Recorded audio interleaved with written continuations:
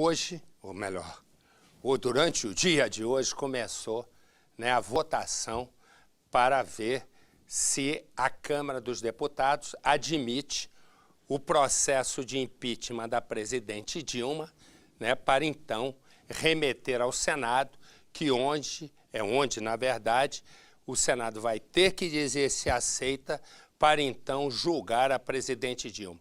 Eu vou a Brasília com o nosso Eduardo Ribeiro, que está acompanhando toda a questão e tem as informações. Edu. Marcelo Rezende, atenta ao que acontece aqui no plenário da Câmara dos Deputados, a presidente Dilma Rousseff, hoje, bem cedo, se reuniu com assessores e decidiu gravar um pronunciamento, que inicialmente seria colocado nas redes sociais, depois falou-se em cadeia de rádio e TV. Mas no começo da tarde veio a informação oficial de que o Palácio do Planalto recuava de sua decisão de colocar o vídeo, colocar essa manifestação da presidente Dilma Rousseff, pedindo ajuda da população brasileira para combater o impeachment no ar. Primeiro, que a presidente estaria preocupada com manifestações durante o seu pronunciamento, com panelaços e também com questionamentos de partidos da oposição no Supremo Tribunal Federal por utilizar-se da rede de rádio e TV da Presidência da República para fazer uma autodefesa. Aqui no plenário isso foi duramente criticado durante toda a tarde de hoje e já são 10 horas e 20 minutos de pronunciamentos. A sessão começou às 9 horas da manhã de hoje. Nesse momento, quem fala é um deputado do PSD do Pará, o deputado Éder Mauro. Hoje é dia das lideranças dos 25 partidos falarem. Foi destinado o tempo de 1 hora para cada um dos partidos, que pôde ser dividido por até 5 parlamentares. Amanhã, a partir das 11 horas da manhã, a sessão vai ouvir os deputados individualmente. Eles estão, nesse instante, adiantando seu voto. As inscrições para as falas de amanhã, Marcelo, se encerraram hoje às 11 horas da manhã e o número, apesar de grande, surpreendeu até mesmo o governo. 249 parlamentares se inscreveram para falar. Isso não é nem metade dos 513 parlamentares da Câmara dos Deputados. 170 deputados federais vão falar a favor do impeachment e 49, ou melhor, 79 vão falar contra o impeachment. Outro número que impressiona, imaginava-se que os 513 iam querer falar por 3 minutos, o que geraria mais 25 horas de pronunciamentos aqui na Câmara dos Deputados. Inicialmente falou-se, inclusive, que a sessão que começou hoje às 9 da manhã poderia ser emendada na sessão de amanhã das 11 horas. Ninguém dormiria já nesses 2 primeiros dias e chegariam bastante cansados para a votação das 2 horas da tarde. Pelo visto, conseguiu-se cortar caminhos e encurtar essa fase pré-votação. Mas o dia mesmo esperado é o de domingo, quando a partir das 2 horas da tarde, o presidente Eduardo Cunha, que está ali na mesa diretora atrás de mim, abre as sessões para a votação e aí sim os parlamentares serão juízes da presidente da República e terão que dizer se concordam com a tese da comissão de impeachment de que há crime de responsabilidade contra ela e autorizarão com 2/3, maioria qualificada, a votação, ou melhor, o prosseguimento do processo de impeachment no Senado Federal. Marcelo. Obrigado, Edu. E você vai, muito obrigado. Você vai ver e você vai acompanhar aqui na Record todas as informações durante o dia, de hoje, agora à noite, amanhã durante o dia e domingo uma transmissão direta o tempo inteiro para mostrar o que vai acontecer na Câmara dos Deputados se o processo, né, da presidente Dilma, se a Câmara concorda, né, com o processo de admissibilidade de que ela realmente cometeu crime de responsabilidade com as tais pedaladas fiscais e ajustes de contas, pegando dinheiro de bancos públicos. E também, e a partir daí aqui você vai ver, e depois, se porventura, né, 342 deputados votarem pelo processo de admissibilidade, vai para o Senado, onde lá vai ser julgada, mas o Senado tem também, numa fase inicial, que aceitar a tese de que houve o crime, a comissão especial vai dizer se aceita a tese de que houve o crime de responsabilidade, para aí sim os senadores votarem.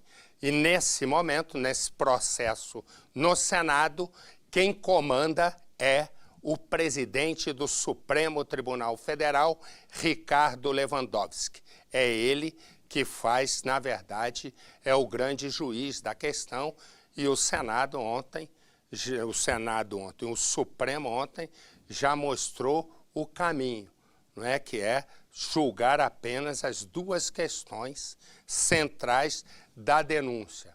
O crime de responsabilidade provocado pelas pedaladas fiscais e pelo ajuste de contas, pegando dinheiro de bancos públicos. Então, daqui a pouco a gente volta com o nosso Edu Ribeiro. Me dá a imagem, por favor.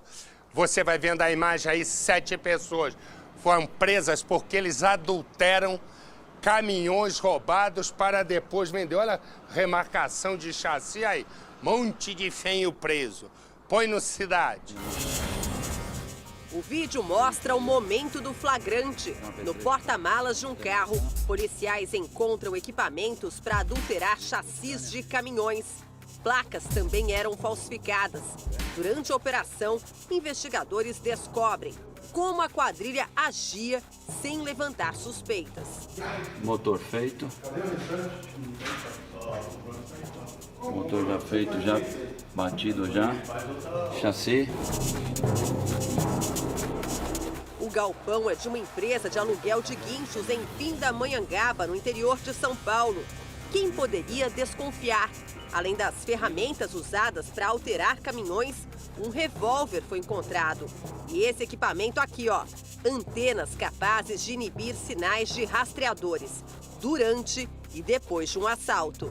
Policiais aqui do DEIC, o Departamento Estadual de Investigações Criminais, viajaram para o interior de São Paulo depois de receber informações sobre a ação de quadrilhas que adulteram e revendem caminhões roubados. Um dos veículos foi recuperado. É um caminhão levado por assaltantes na rodovia Presidente Dutra há uma semana.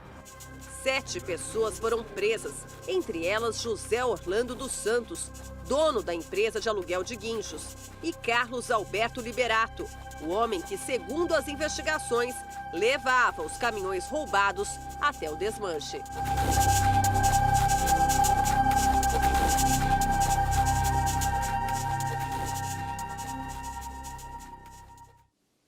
Tem um homem, bota aqui para mim. Ele é Francisco. Francisco está sempre metido em confusão. E ele conhece Eva. Logo os dois vão morar juntos, os vizinhos pensam que ele vai sossegar, mas não é o que acontece. Ele briga na rua e ele briga em casa. E por ele brigar em casa e agredir a esposa, ela sai de casa. Pouco depois, eles voltam para o Sapec Iaiá. Naquele dia, ela pede dinheiro para comprar um botijão de gás. A partir daí, a história vai se desencadear numa absoluta tensão. Uma história que começa assim. É embaçado, hein, mano? O motoboy Francisco é o tipo do valentão. No bairro, todo mundo sabe. É melhor não contrariá-lo. De dia, ele faz entregas com a moto. À noite, vai para o bar que montou na mesma casa onde mora. E é nesse bar que ele conhece ela. Ela é divorciada, mãe de 2 filhas e trabalha como garçonete numa churrascaria. Logo na primeira noite, os dois vão direto do bar para o Sapec Iaiá.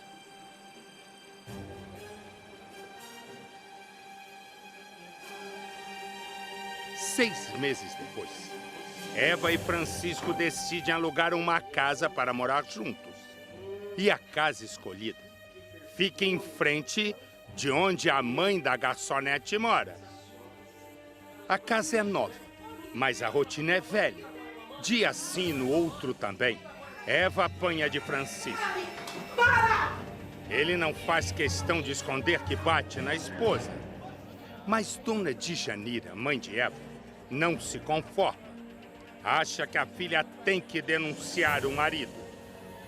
Depois de mais uma surra, Eva decide seguir os conselhos da mãe.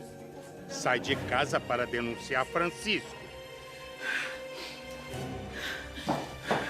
O tempo passa e o motoboy mostra que, além de valentão, é garanhão. Consegue reconquistar o amor de Eva. Me perdoa por tudo que eu fiz por você. O que ela não sabe é que nesse tempo em que ficaram separados, Francisco fechou o bar e quase não faz mais entregas. Com a grana curta, ele quer se aproveitar do salário da garçonete. Quando Eva pede para Francisco comprar um botijão de gás, ele avisa. Essa porta. Nada a ver, Eva. Minha moto quebrada é o meu Ah, sustento. pouca vergonha, você não tem dinheiro pra comprar um velho. gás, tá? Vou Lógico. pegar minhas filhas, vou deixar lá na casa da minha mãe. Eu vou arrumar, vou jantar lá no bar. Eva não tem como fazer o jantar das filhas. Então deixa as meninas na casa da mãe e vai jantar fora. Ela senta com uma amiga num bar. E adivinha quem aparece? Francisco. Ele grita, bate na mulher. Os clientes colocam Francisco para correr. Mas Eva sabe que ele não vai desistir. Pelo celular, manda mensagens avisando que dessa vez Eva vai morrer. Com medo, ela e a amiga passam a noite inteira no bar. Só quando o dia amanhece, elas saem. Uma moto se aproxima. Eva reconhece o marido. Ele saca a arma e atira. Francisco em seguida foge. Eva leva 2 tiros, mas sobrevive. Na ambulância, uma árdua batalha. Uma luta entre a vida ou a morte de Eva, uma mulher de 28 anos, baleada pelo homem que um dia ela amou. Ainda no momento em que era atendida, Eva contou para a polícia o nome de quem tinha acabado de atirar contra ela, Francisco, o homem com quem ela se relacionava e tentava se separar, mas que era possessivo e seguia a mulher por onde quer que ela andasse. Ainda segundo a mãe da Eva, no dia do crime, a Eva e o Francisco teriam brigado. O motivo da discussão é que ele se negava a pagar um botijão de gás que ela estava precisando. Por isso, ela teria dito ao Francisco que não queria nem ao menos saber de namorar com ele mais. E saiu com uma amiga. As duas vieram até este bar. Aqui, elas passaram toda a noite, toda a madrugada. Segundo testemunhas, o Francisco também veio para cá assim que ficou sabendo que este era o destino da Eva. E lá dentro, eles brigaram durante boa parte da noite. Inclusive, ele agrediu fisicamente a Eva dentro do estabelecimento com um tapa no rosto. Depois disso, ele foi embora. Ela continuou. Segundo essa amiga, que é considerada uma testemunha-chave para a polícia, depois desta agressão, ela ficou assustada. As duas decidiram, então, só ir embora daqui no dia seguinte, quando já havia clareado o dia. As duas, então, saíram sozinhas e vieram caminhando. Acreditavam estar seguras para ir embora naquele horário. Foi exatamente quando Francisco novamente apareceu. Ele veio de motocicleta. Estacionou a moto, desceu, olhou para Eva e, de acordo com a testemunha, disse: "Se você não for minha, não vai ser de mais ninguém." E começou a disparar os tiros contra Eva. Francisco fugiu. A polícia foi até a casa dele, mas o criminoso ainda não foi encontrado. A amiga de Eva diz que quando elas achavam que Francisco tinha ido embora da balada, ele começou a mandar mensagens. Ela estava conversando com ele no WhatsApp, tipo, provocando ele. Aí ele falou, vou te matar. Aí ela falou, não tem, você não tem coragem. Esses degraus dessa escada, aqui é o acesso ao imóvel onde a Eva morou com o Francisco, exatamente nesta casa. Aqui eles viveram cerca de 4 meses, do 1 ano de relacionamento aproximadamente entre eles. As brigas entre o casal eram tantas que incomodavam até mesmo a mãe da Eva, que morava aqui em frente. Ela chegou a chamar o dono do imóvel para pedir que ele exigisse a saída da filha e do genro da casa. Tantas eram as brigas e nada era resolvido entre o casal. Até que um dia a Eva, desesperada, veio até a casa da mãe e pediu socorro para a mãe dela. Ela estava machucada, tinha sido agredida e o conselho da mãe foi que daqui elas fossem direto para a delegacia. Isso foi feito. Daí para frente, a Eva e o Francisco se separaram. Ela foi morar numa outra casa com as 2 filhas. O Francisco foi morar num outro imóvel, mas cerca de um mês depois, aproximadamente, os dois voltaram a namorar. Continuavam o relacionamento, cada um vivendo na sua casa. Eva teve as 2 filhas do primeiro casamento e Francisco não tem filhos. O motoboy também teria sido sócio de um bar onde conheceu Eva, a mulher que trabalhava em outro bar. Mas os dois teriam se apaixonado. Gostava muito dele. Que se ela não gostasse dele, né, ela largava e não voltava mais. Ela gosta muito dele. E ele também é doente por ela.